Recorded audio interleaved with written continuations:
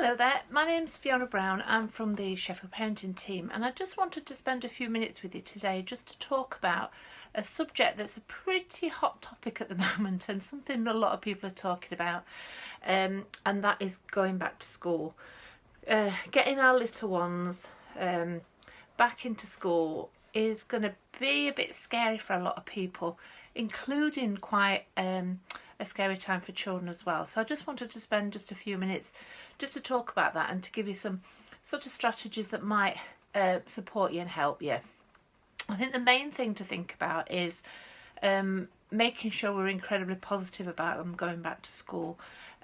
You have lots of fun at school. You always have such a great time. You'll learn loads. Just be really, really positive. Have a really positive attitude about them going back to school. Don't ask them if they want to go to school. Don't ask them, are they worried about school? Tell them they are going to school. It will be fine. But you can ask them what they are worried about.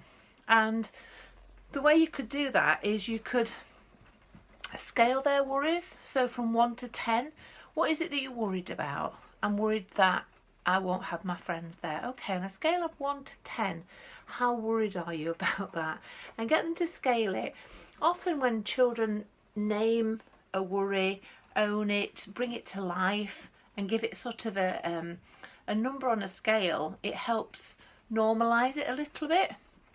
So maybe you could, anything that they're worried about or concerned about, get them to do a scale, 1 being I'm not worried, 10 being I'm very worried. And in terms of normalising things, in the parenting team we talk about something called the VAN. So it's bringing out the VAN.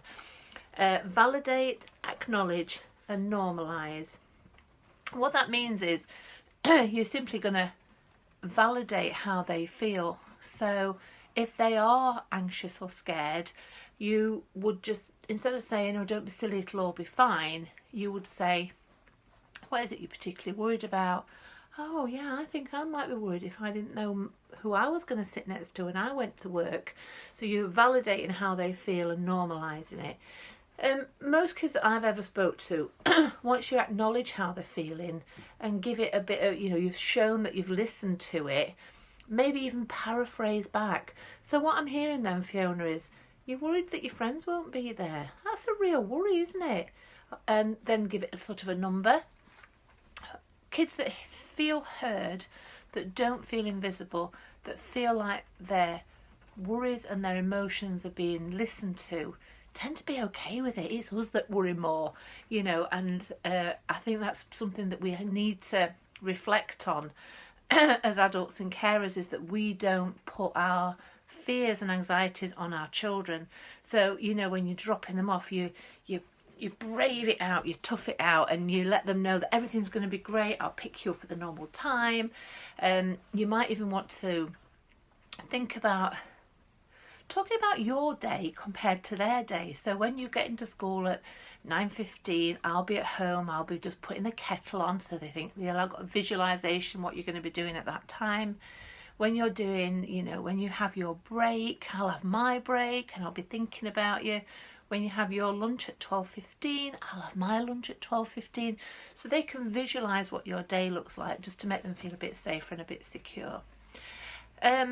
Wave to them as they're going, big waves, and then cry on the way home if you have to, but don't let your kids see that you're anxious as well. Of course you will be, because you want to protect them and make sure that they're safe, but let's not put our anxieties onto our children.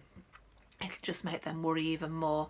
It's a bit like when you go to the dentist, it's all fine. Even if you're scared yourself, it's all going to be fine when you take your kids there. Something else you could think about is to give them a strategy to help them cope with feelings of anxiety. So it might be something like, a visualisation, self-visualisation. So you smell the flowers, blow out the candle. You could even have a picture of a flower or pretend, smell the flower, blow out the candle, just to fill your lungs and just to help you calm down. You could count back from 10 to 1 whilst taking deep breaths.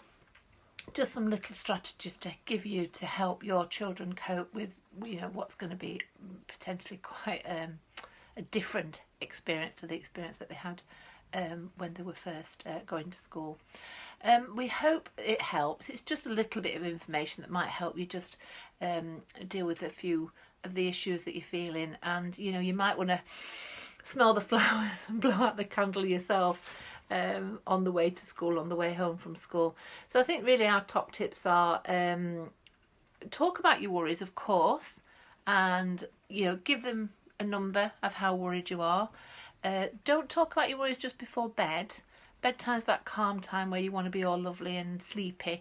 Maybe just before your bedtime hour, maybe just before you start to get ready for bed and have your bedtime routine, you could talk about your worries. You could put them on a piece of paper, you could put them into an envelope, put them in a box and put them away, or write them in a book. So talk about what's worrying you, give it a number. Validate, acknowledge and normalise how your kids are feeling about their anxieties. You know, don't brush it off and say it'll be okay. Let's talk about, really listen to what they're worried about. Yeah, and give them some strategies to help them cope with it and to help you cope with it. We wish you the best of luck. I'm sure it'll all be fine. So yeah, take care. Thank you.